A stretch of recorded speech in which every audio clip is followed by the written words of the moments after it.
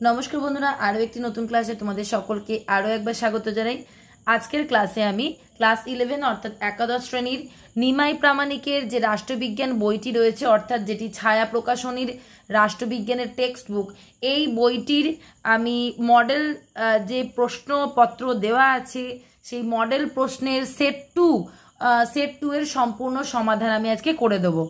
যারা আমার নিয়মিত দর্শক তারা প্রত্যেকেই জানো যে আমি ছায়া প্রকাশনীর রাষ্ট্রবিজ্ঞানের অর্থাৎ নিমাই প্রামাণিকের লেখা এই বইটির প্রথম অধ্যায় থেকে ষষ্ঠ অধ্যায় পর্যন্ত সমস্ত গুরুত্বপূর্ণ প্রশ্ন সহ অনুশীলনের সম্পূর্ণ সমাধান করে দিয়েছি এবং তার সাথেই আমি মডেল যে কোয়েশ্চেন আছে তার সেট 1টাও সমাধান করে দিয়েছি। তোমরা যারা নিয়মিত দর্শক তারা নিশ্চয়ই এতদিনে ক্লাসগুলো দেখে নিয়েছো, যারা এখনো দেখোনি তারা অবশ্যই আগের ক্লাসগুলো দেখে নাও। আশা করি তোমরা উপকৃত হবে। আর যারা আমার চ্যানেলে নতুন তাদেরকে বলি প্লিজ আমার চ্যানেলটিকে সাবস্ক্রাইব করে রাখুন, নিত্য নতুন ভিডিওগুলো আপনারা দেখতে পাবেন এবং আশা করি আপনারাও উপকৃত হবেন। তো সময় নষ্ট না করে আজকে রাষ্ট্রবিজ্ঞান বিষয়ের যে মডেল কোয়েশ্চেন পেপারের সেট নম্বর 2 আছে যেটা হচ্ছে 125 পাতায় আছে, 125 পাতার এই মডেল কোয়েশ্চেন পেপারের সেট নাম্বার 2 সেট 2 এর সমাধান করব। তো দেখো প্রথম প্রশ্ন কি আছে। প্রথম প্রশ্ন আছে রাজনীতি বলতে মূল্যের কর্তৃত্বমূলক বন্টনকে বোঝাতে চেয়েছেন। রাজনীতি বলতে মূল্যের কর্তৃত্বমূলক বন্টনকে বোঝাতে চেয়েছেন option A Alan Ball, option B David Stone, option C Earl Latham, option D Garner. সঠিক উত্তর হবে অপশন বি ডেভিড স্টোন। পরবর্তী প্রশ্ন রাজনৈতিক মানুষ ধারণাটির জন্ম দেন। রাজনৈতিক মানুষ ধারণাটির জন্ম দেন option A Machiavelli, option B Hobbes, option C Locke, option D Rousseau. সঠিক উত্তর হবে অপশন এ ম্যাকিয়াভেলি। রাজনৈতিক মানুষ কথাটি বলেছেন ম্যাকিয়াভেলি। পরবর্তী প্রশ্ন রাষ্ট্রের প্রধান বৈশিষ্ট্য হলো অপশন এ জনগণ, অপশন বি ভৌগোলিক অবস্থান, অপশন সি রাজনৈতিক দল আর অপশন ডি সার্বভৌমত্ব। সঠিক উত্তর হবে অপশন ডি সার্বভৌমত্ব। কারণ রাষ্ট্রের যাবতীয় বৈশিষ্ট্য থাকুক না কেন যদি সার্বভৌমত্ব না থাকে তাহলে তাকে আমরা রাষ্ট্র বলাই যাবে না। যেমন 1947 সালের আগে রাষ্ট্রের সমস্ত কিছু ছিল, রাষ্ট্রের জনগণ ছিল, ভৌগোলিক অবস্থান ছিল, সব কিছু ছিল, কিন্তু সার্বভৌমত্ব ছিল না। কারণ তখন ভারত বিদেশি রাষ্ট্রের প্রধানত ছিল, ব্রিটিশ শক্তির প্রধানত ছিল। তো এই সার্বভৌমত্ব হচ্ছে রাষ্ট্রের অন্যতম প্রধান বৈশিষ্ট্য। পরবর্তী প্রশ্নে চলে আসছি। রাষ্ট্রের সর্বাধিক গ্রহণযোগ্য সংজ্ঞা দিয়েছেন option A Wilson, option B Laski, option C Garner, option D Burgess. সঠিক উত্তর হবে অপশন সি গার্নার রাষ্ট্রের সবথেকে গ্রহণযোগ্য সংজ্ঞা দিয়েছেন। পরবর্তী প্রশ্ন প্রাচীন গ্রিসে ও রোমে নগররাষ্ট্রে বসবাসকারী জনগণের মধ্যে যারা সক্রিয়ভাবে রাষ্ট্র পরিচালনার কার্যে অংশগ্রহণ করতেন তাদেরই বলা হতো অপশন এ নাগরিক, অপশন বি দাস, অপশন সি প্রশাসক, অপশন ডি রাষ্ট্রনেতা। তোমরা যারা প্রথম অধ্যায় পড়ে নিয়েছো, যারা আমার কাছে আমার যে কোনো অনলাইন ক্লাসে পড়ছো তারা নিশ্চয়ই এই প্রশ্নের উত্তরটা দিতে পারবে।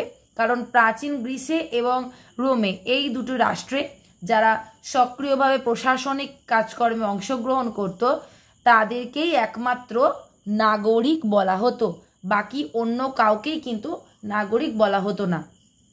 পরবর্তী প্রশ্ন নাগরিকতা অর্জন করা যায় অপশন এ 2টি উপায়ে, অপশন বি 3টি উপায়ে, অপশন সি 4টি উপায়ে, অপশন সি 5টি উপায়ে।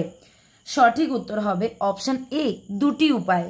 পরবর্তী প্রশ্ন 7 নম্বর প্রশ্ন যারা জন্মসূত্রে নাগরিকতা অর্জন করে তাদের বলা হয় অপশন এ অসম্পূর্ণ নাগরিক, অপশন বি স্বাভাবিক নাগরিক, অপশন সি অনুমোদন সিদ্ধ নাগরিক, অপশন ডি বিদেশি নাগরিক। এখানে সঠিক উত্তর হবে অপশন বি জন্মসূত্রে নাগরিকদের বলা হয় স্বাভাবিক নাগরিক। পরবর্তী প্রশ্ন সাধারণ আইন প্রণয়ন পদ্ধতি অনুসারে যে সংবিধানকে পরিবর্তন বা সংশোধন করা যায় না তাকে বলা হয় অপশন এ সুপরিবর্তনীয় সংবিধান, অপশন বি দুষ্পরিবর্তনীয় সংবিধান, অপশন সি লিখিত সংবিধান, অপশন ডি অলিখিত সংবিধান। আমরা প্রত্যেকেই জানি যে সমস্ত সংবিধান কোনো সাধারণ আইন প্রণয়ন পদ্ধতিতে সংশোধন করা যায় না, বরং সংবিধান সংশোধনের জন্য বিশেষ আইন বা বিশেষ পদ্ধতিতে আইন প্রণয়ন করতে হয়, তাকে বলা হয় কি অপশান বি দুষ্পরিবর্তনীয় সংবিধান। পরবর্তী প্রশ্নে আসছি। দুষ্পরিবর্তনীয় সংবিধান রয়েছে, এখানে দেখো অপশান আছে মার্কিন যুক্তরাষ্ট্র, অপশান বিতে আছে ব্রিটেন, অপশান সিতে আছে ভারত, অপশান ডিতে আছে সুইজারল্যান্ড। সঠিক উত্তর হবে অপশান এ।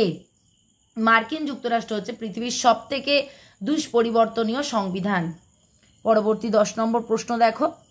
জাতি সামনের দিকে অগ্রসর হওয়া সত্ত্বেও সংবিধান যদি এক জায়গাতেই স্থিরভাবে দাঁড়িয়ে থাকে তবে বিপ্লব অনিবার্য হয়ে ওঠে, এ কথা বলেছেন option A Barker, option B Gettell, option C Macaulay, option D Gilchrist.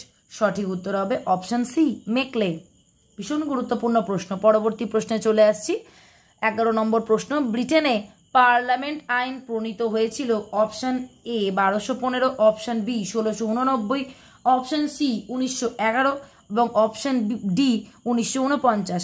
সঠিক উত্তর হবে 1911। চলে আসছি। গণপরিষদের স্থায়ী সভাপতি অর্থাৎ চেয়ারম্যান ছিলেন option A Sachchidananda Sinha, option B Rajendra Prasad, option B B R Ambedkar, option D Mahatma Gandhi. সঠিক উত্তর হবে অপশান বি রাজেন্দ্র প্রসাদ। পরবর্তী প্রশ্ন। গণপরিষদের প্রথম অধিবেশন শুরু হয় অপশান এ আছে 1946-এর 7ই ডিসেম্বর, অপশান বি 1946-এর 9 ডিসেম্বর, অপশান সি 1947-এর 15ই আগস্ট এবং অপশান ডি 1950 সালের 26শে জানুয়ারি। সঠিক উত্তর হবে অপশান বি 1946 সালের 9 ডিসেম্বর। পরবর্তী প্রশ্ন। গণপরিষদের প্রথম অধিবেশনে উদ্দেশ্য সমূহ সংক্রান্ত প্রশ্ন উত্থাপন করেছিলেন option A K M Munshi, option B Jawaharlal Nehru, option C J B Kripalani, option D Rajendra Prasad. সঠিক উত্তর হবে অপশান বি জওহরলাল নেহরু। এ প্রসঙ্গে বলে রাখি, যারা সেমিস্টার 2 এর জন্য আমার অনলাইন ক্লাসে জয়েন করতে চাও তারা অবশ্যই আমার সাথে যোগাযোগ করো। আমার হোয়াটসঅ্যাপ নাম্বার দেওয়া থাকবে, স্ক্রিনে দেওয়া নম্বরে অবশ্যই তোমরা যোগাযোগ করে নিও। কারণ সেকেন্ড সেমিস্টারেও মানে ফার্স্ট সেমিস্টারে ক্লাস শুরু হবার এই পরীক্ষা শেষ হবার ফার্স্ট সেমিস্টারের পরীক্ষা শেষ হবার সাথে সাথেই আমাদের সেকেন্ড সেমিস্টারের অনলাইন ক্লাস শুরু হয়ে যাবে। যারা অনলাইন ক্লাসে আমার সাথে যুক্ত হতে চাও তারা অবশ্যই আমার স্ক্রিনে দেওয়া নম্বরে তোমরা যোগাযোগ করে নিও। পরবর্তী প্রশ্ন। ভারতের মূল সংবিধানে ধারা ও উপধারা এবং তপশিলের সংখ্যা ছিল যথাক্রমে অপশান দেখো, অপশান এ 295টি এবং 8টি, অপশান বি 395টি এবং 8টি, অপশান সি 400টি এবং 10টি এবং অপশান ডি আছে 460টি এবং 12টি। সঠিক উত্তর হবে অপশান বি। মূল সংবিধান মানে কি, যখন সংবিধান প্রথম তৈরি হয়েছিল সংবিধানে তখন কোনো সংশোধন হয়নি, প্রথম যখন সংবিধান তৈরি হয়েছিল তাহলে সংবিধানে ধারা এবং তপশিলের সংখ্যা ছিল 395টি এবং 8টি। পরবর্তী প্রশ্ন দেখো। 2015 সালের মার্চ মাস পর্যন্ত ভারতের সংবিধান সংশোধিত হয়েছে অপশান এ 80 বার, অপশান বি 85 বার, অপশান সি 90 বার, অপশান ডি 98 বার। সঠিক উত্তর হবে অপশান ডি 98 বার। পরবর্তী প্রশ্ন। ভারতীয় সংবিধানের প্রস্তাবনাকে সত্যনিষ্ঠাপূর্ণ সংকল্পের বেশি কিছু বলে মনে করেন না কে? Option A Pandit Thakurdas Bhargava, option B Dhirendranath Sen, option C D E Smith এবং অপশান ডি গ্রেনভিল অস্টিন। সঠিক উত্তর হবে অপশান বি ধীরেন্দ্রনাথ সেন। পরবর্তী প্রশ্ন। ভারতের সংবিধানকে যুক্তরাষ্ট্র প্রতিম বলে চিহ্নিত করেছেন option A D E Smith, option B Granville Austin, option C K C Wheare, option D Jawaharlal Nehru. এখানে সঠিক উত্তর হবে অপশান সি কেসি ওয়্যার। পরবর্তী প্রশ্ন। ভারতীয় নাগরিকদের 11টি মৌলিক কর্তব্য পালনের কথা বলা হয়েছে ভারতীয় সংবিধানের এ 51 নম্বর ধারায়, বি 51 ক নম্বর ধারায়, সি 52 নম্বর ধারায় এবং ডি 29 নম্বর ধারায়। এখানে সঠিক উত্তর হবে অপশান বি 51 ক নম্বর ধারা। কারণ ভারতীয় সংবিধানে মৌলিক কর্তব্য যুক্ত হয়েছে 4র্থ অধ্যায়ের 51 ক নম্বর ধারায়। ঠিক আছে, 51 ক, এটা মনে রাখতে হবে, 51 ক নম্বর ধারায়। আর 51 থেকে 51 নম্বর ধারা পর্যন্ত নির্দেশমূলক নীতির আলোচনা করা হয়েছে, 36 থেকে 51 পর্যন্ত নির্দেশমূলক নীতি আলোচনা করা হয়েছে আর 51 ক নম্বর ধারায় মৌলিক কর্তব্য সম্পর্কে আলোচনা করা হয়েছে। পরবর্তী প্রশ্ন। ড্যাশ হলেন রাষ্ট্রবিজ্ঞানের জনক, ড্যাশ হলেন রাষ্ট্রবিজ্ঞানের জনক। অপশন দেখো Plato, option B Aristotle, option C বোধা এবং অপশন ডি হচ্ছে সিলি। সঠিক উত্তর হবে অপশন বি, অ্যারিস্টটলকে রাষ্ট্রবিজ্ঞানের জনক বলা হয়। পরবর্তী প্রশ্ন দেখো, রাষ্ট্রের প্রায় ড্যাশ সংজ্ঞা রয়েছে। Option 140, option B 150, option C 160 এবং অপশন ডি 145। সঠিক উত্তর হবে অপশন ডি, 145টি সংজ্ঞা। পরবর্তী প্রশ্ন, নাগরিক হলো একটি রাষ্ট্রের ড্যাশ বাসিন্দা। অপশন আছে স্থায়ী বাসিন্দা, অপশন বি অস্থায়ী বাসিন্দা, অপশন সি চিরস্থায়ী এবং অপশন ডি সাময়িক। সঠিক উত্তর হবে অপশন এ, স্থায়ী বাসিন্দা। পরবর্তী প্রশ্নে চলে আসছি, ব্যক্তি স্বাধীনতার সংরক্ষক ড্যাশ নয়। সচেতন জনগণই ব্যক্তি স্বাধীনতার প্রকৃত রক্ষক। এখানে যে অপশানগুলো আছে, অপশান এ আইন, অপশান বি সংবিধান, অপশান সি প্রথা এবং অপশান ডি হচ্ছে রীতিনীতি। এখানের সঠিক উত্তর হবে 23-এর দাগের সঠিক উত্তর হবে অপশান বি সংবিধান। পরবর্তী প্রশ্ন, গণপরিষদে মুসলমানদের জন্য ড্যাশ আসন ছিল। এখানে যে অপশানগুলো আছে দেখো, অপশান এ 78টি, অপশান বি 82টি, অপশান সি 75টি এবং অপশান ডি 70টি। সঠিক উত্তর হবে অপশান এ 78টি। এ প্রসঙ্গে বলি, যারা এখনো পর্যন্ত 1 থেকে 6 অধ্যায়ের অনুশীলনীর সমাধান দেখোনি তারা অবশ্যই আমার চ্যানেলের প্লে লিস্টে যাও এবং সেখানে ক্লাস 11-এর ইম্পর্টেন্ট সাজেশন বলে প্লে লিস্ট করা আছে। সেখানে গেলেই তোমরা 1 থেকে 6 অধ্যায়ের সমস্ত অনুশীলনীর সমাধান এবং তার সাথে গুরুত্বপূর্ণ প্রশ্নের উত্তর দেখতে পাবে। পরবর্তী প্রশ্নে চলে আসছি, গণপরিষদে শিখদের জন্য ড্যাশ আসন ছিল। অপশান এ 10টি, অপশান বি 4টি, অপশান সি 12টি, অপশান ডি 8টি। সঠিক উত্তর হবে অপশান বি 4টি। পরবর্তী প্রশ্ন, বর্তমানে ভারতীয় সংবিধানে প্রায় ড্যাশটি ধারা ও বহু উপধারা আছে। অপশান দেখো 395টি, অপশান এ হচ্ছে 395, অপশান বি 450টি, অপশান সি 460টি, অপশান ডি 465টি। এ প্রসঙ্গে বলি, এই প্রশ্নের উত্তরটা যদি আমাদের করতে হয় তাহলে এই প্রশ্নের এই বইয়েতে দেওয়া তথ্য অনুযায়ী বর্তমানে ভারতীয় সংবিধানের ধারার সংখ্যা প্রায় 470টি। সেক্ষেত্রে আমাদের এখানে 470 অপশান নেই, কাছাকাছি যে অপশানটি আছে আমরা সেটাতেই ডাক দেবো, সেটি হচ্ছে অপশান ডি 465। পরবর্তী প্রশ্ন, বর্তমানে ভারতীয় সংবিধানে ড্যাশটি তপশিল আছে। এখানে অপশান দেখো, অপশান এ 8টি, অপশান বি 10টি, অপশান সি 11টি, অপশান বি 12টি। এখানে সঠিক উত্তর হবে অপশান ডি 12টি। পরবর্তী যে প্রশ্নগুলো আছে দেখো, বিবৃতির উপর ভিত্তি করে সঠিক উত্তরটি নির্বাচন করো। এখানে দেখো এই প্রশ্নটি, আধুনিক রাষ্ট্র ব্যবস্থায় জনসমষ্টির বিদেশি বৈশিষ্ট্যটি গ্রহণযোগ্য নয়। এই তথ্যটি ভুল। পরবর্তী প্রশ্ন আছে দেখো, আধুনিক রাষ্ট্র ব্যবস্থায় জনসমষ্টির নাগরিক বৈশিষ্ট্যটি গ্রহণযোগ্য নয়। এই তথ্যটিও ভুল, অর্থাৎ এগুলো মিথ্যা, এ এবং বি মিথ্যা আছে। তারপরে দেখো, আধুনিক রাষ্ট্র ব্যবস্থায় জনসমষ্টির দাস বৈশিষ্ট্যটি গ্রহণযোগ্য নয়। এটা কিন্তু সত্য, কারণ দেখো এখন বর্তমানে যে রাষ্ট্রীয় ব্যবস্থা সেখানে বিদেশি বলতে কাদের বোঝায়, নাগরিক বলতে কাদের বোঝায়, সেগুলো বৈশিষ্ট্য সহকারে ব্যাখ্যা করা আছে। কিন্তু এই দাস প্রথা বর্তমান সমাজে নেই। দাস প্রথা ছিল দাস সমাজ ব্যবস্থায়, যেখানে কৃতদাস এবং দাস প্রভুদের মধ্যে সমাজ বিভক্ত ছিল। তাহলে দাস ব্যবস্থাটা বর্তমান রাষ্ট্রে কিন্তু নেই, তাই জনসমষ্টির দাস বৈশিষ্ট্যটি এখন গ্রহণযোগ্য নয়। আধুনিক রাষ্ট্র ব্যবস্থায় জনসমষ্টির প্রজা বৈশিষ্ট্যটি গ্রহণযোগ্য নয়। এই যে অপশানটি আছে এটি কিন্তু ভুল, কারণ এখনও আধুনিক রাষ্ট্রের অনেক জায়গাতেই রাজতন্ত্র প্রচলিত রয়েছে। সেখানে কিন্তু রাজা যেখানে থাকবে সেখানে প্রজা ধারণাটা কিন্তু থাকবে, তাই প্রজার বৈশিষ্ট্য কিন্তু এখন গ্রহণযোগ্য। সুতরাং এ, বি এবং ডি এই তথ্যগুলো ভুল আছে এবং সি হচ্ছে সঠিক। কিন্তু এখানে আমাদের বিকল্পে এইরকম কোনো বিকল্প আমাদের নেই, তাই আমরা এখান থেকে কোনো উত্তর চুজ করতে পারছি না। কিন্তু আমি লজিক্যালি তোমাদের বুঝিয়ে দিলাম যে এ, বি এবং ডি ভুল, অর্থাৎ এই তিনটে হচ্ছে মিথ্যা এবং সি হচ্ছে সত্য। পরবর্তী 29 নম্বর প্রশ্ন দেখো, শুধুমাত্র সমাজবদ্ধ জীব হিসাবে ব্যক্তি অধিকার ভোগ করে। পরবর্তী বিতে আছে যেটা দেখো, অধিকারের সঙ্গে কর্তব্যের বিষয় জড়িত নয়। তারপর সিতে আছে দেখো, সমাজ কল্যাণের সাথে অধিকারের ধারণা জড়িত থাকে। এবং ডি হচ্ছে রাষ্ট্র আইনের মাধ্যমে অধিকারকে স্বীকৃতি দেয়। এখানে আমি বিবৃতিগুলো পড়লাম এবং এরপরে দেখো যে অপশানগুলো আছে, এই অপশানের মধ্যে সঠিক উত্তর হবে অপশান সি। পরবর্তী প্রশ্নের অপশানগুলো দেখো। লিখিত সংবিধানকে অনেকে স্বাধীনতার রক্ষা কবচ বলে মনে করেন। লিখিত সংবিধানকে অনেক ব্যক্তি স্বাধীনতার রক্ষা কবচ বলে মনে করেন। লিখিত সংবিধানকে অনেকে নাগরিক অধিকারের রক্ষা কবচ বলে মনে করেন। এবং লাস্ট যে অপশানটি আছে দেখো, লিখিত সংবিধানকে অনেকে সাম্যের রক্ষা কবচ বলে মনে করেন। এখানে যে বিকল্পগুলো আছে দেখো, আমি বিবৃতিগুলো পড়ে দিলাম এবং বিকল্পগুলো দেখো।